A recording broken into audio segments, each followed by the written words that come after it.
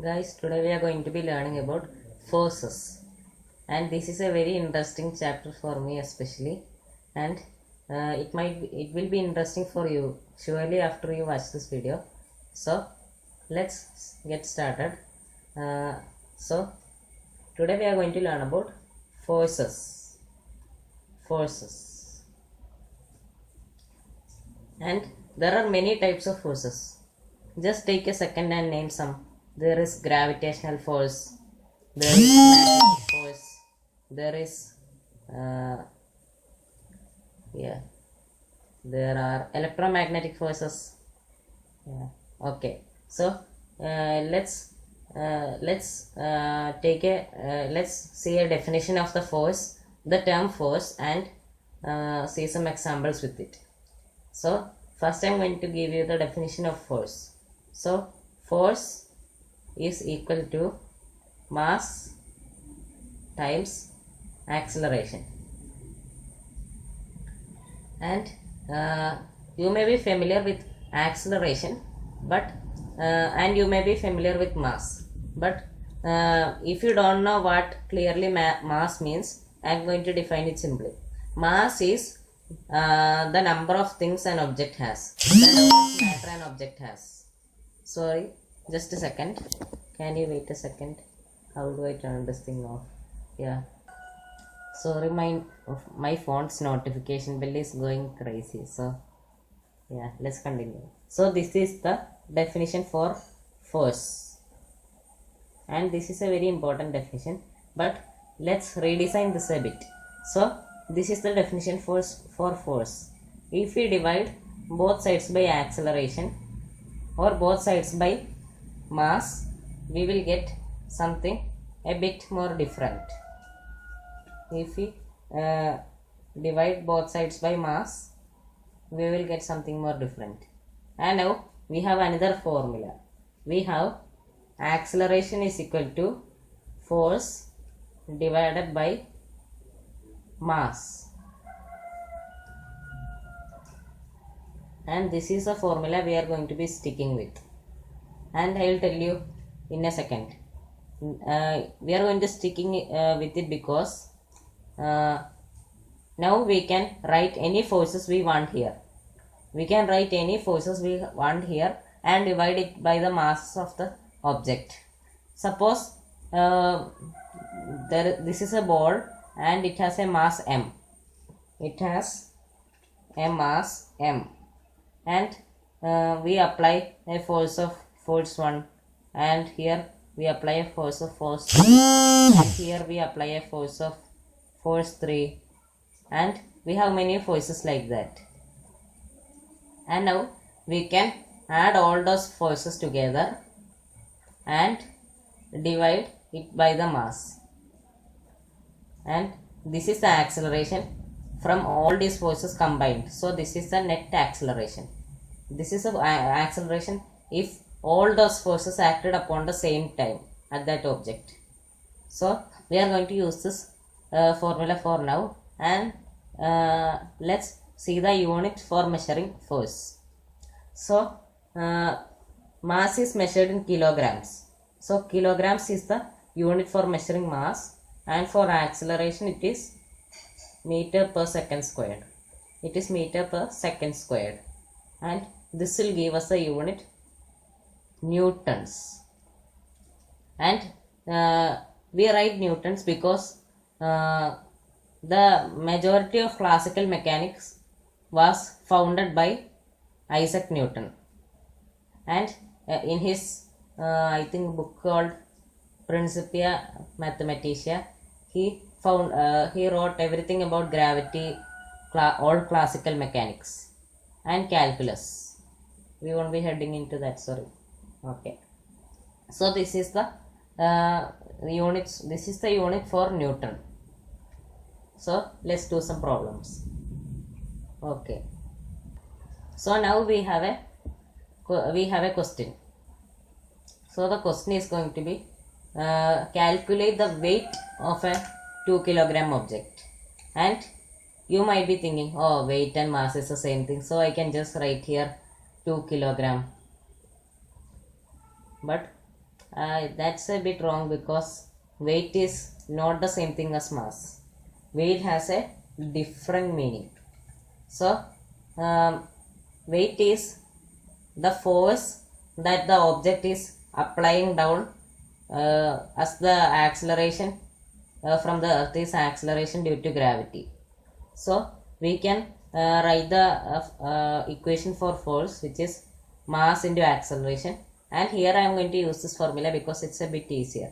So this is the formula. So we have the mass and we have the acceleration, so we can find it, use it to find the answer. So we can plug all the units here. 2 kilogram times 9.8 meter per second squared. And one more thing, force is a vector. Force has a direction and a magnitude. So this gravity is going to be negative because it is down and up is considered as positive. So these are the units and the numbers, and we are going to use it to find the answer. So what is 9.8 times 2? It is, I think, 19.6. So the answer is negative 19.6 newtons. So the weight of a 2 kilogram object is negative 19.6 newtons. Okay, now let me write another problem. So we want to find the answer to this question, and in this question the force is given, and the acceleration is given. Sorry, not the acceleration, the mass is given. And now we can use our other formula for force, which is acceleration is equal to force divided by mass. And here it should be more like this. This thing is called a summation sign. Summation sign. Sum. Also called sum. This is used to find the this can be written before a variable to symbolize that we want to find all the values of this object and add them. So we want to find all the forces and add them here. So we can write this symbol. Okay, so we can write the symbol, and now we can use our formula to find the answer.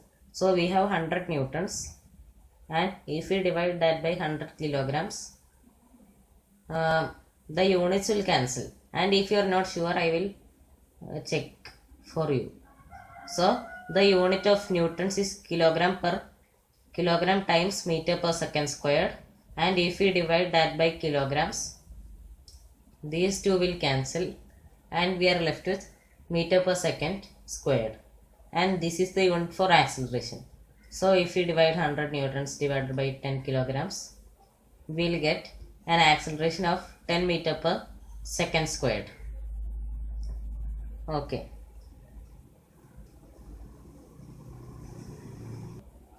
So now we want to find the acceleration of this object also.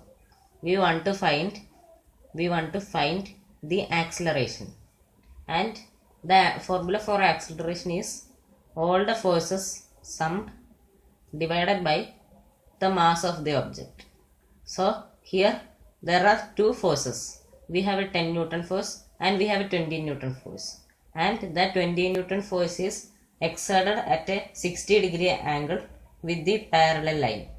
So you might be thinking, oh, 20 plus 10, 30 divided by 2, 15 newtons. Sorry, 15 meter per second squared. But that is wrong, because this is the force which is acting at a 60-degree angle. We want a force that is like this force and is acting in a straight line. And this is acting in the x direction, and so we want a force that is also acting in the x direction. So now we can split this force into its two components, its x component and its y component. So we can use our basic trigonometry and solve for this side. So for this we have to choose our trigonometric functions, and once again we can write socket over. remember, when you are doing trigonometry problems, you can just write SOHCAHTOA on the top of your page and use it to remember anytime you want to do a trigonometry problem. So now we want to find the adjacent side, and we already have the hypotenuse. So this does not have an adjacent, so we can cross this out. This has an adjacent but no hypotenuse, so we can cross this out. But this cosine function has a hypotenuse and an adjacent, so we can use this. So cosine of theta is equal to adjacent divided by hypotenuse, because this is adjacent and this is hypotenuse, so we can write it like this.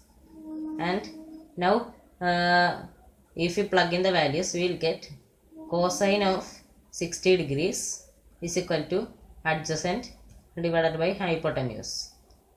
Hypotenuse is 20 newtons. If we multiply both sides by 20 newtons, we will get the adjacent side is equal to 20 times the cosine of 60 degrees, and the cosine of 60 degrees is 1/2. So we can plug this here, and you will get 20 times 1/2 is equal to 10, and we can write newtons here. So the force, the horizontal component of the force is 10 newtons, and it is applying in this direction. So you may notice one thing: the force from the other side is also 20 newtons, and the force from this side is also 20 newtons. So this is plus 20 newtons and this is minus 20 newtons. If we add both of them, because one force is going in the left direction and the other force is going in the right direction, and if we add both the forces, it will become 0. So there is no activity happening on the x direction. So now we can focus on the up or down direction. For this, we want to calculate the y component of the force. So now we are dealing with an opposite side and a hypotenuse. The opposite side is because it is opposite to the 60 degree angle.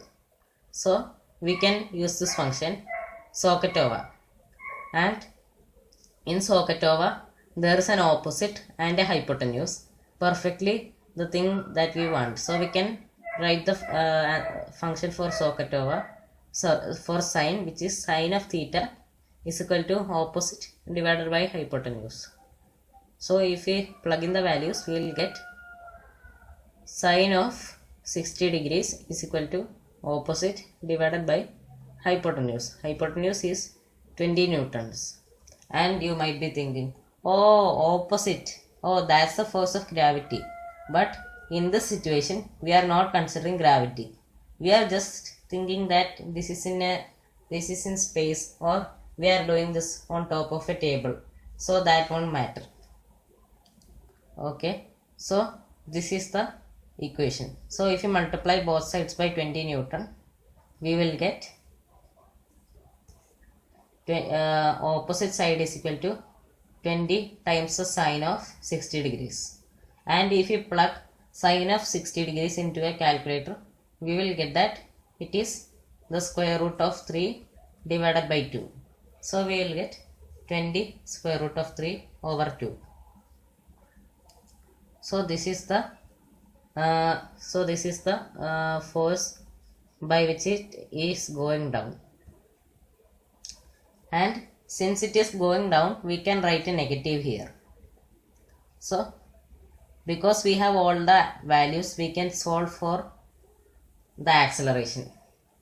So if we want the acceleration or in the x direction, we can add them up and divide it.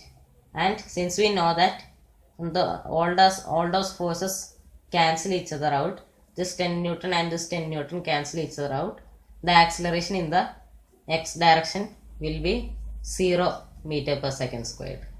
So it will not move, it will stay there. And if you want to find the acceleration in the y direction, we can add the forces up. So there is only one force, and it is negative 20 square root of 3 over 2. And now we can write the mass of the object. The mass of the object is 2 kilogram, and we can divide that by 2 kilograms. And if you are not familiar with this, I will write the formula for acceleration again. It is force divided by mass. And now we can take the reciprocal of the denominator, and we will get negative 20 square root of 3 over 4 meter per second squared. So this is the acceleration in the y direction, and we are done.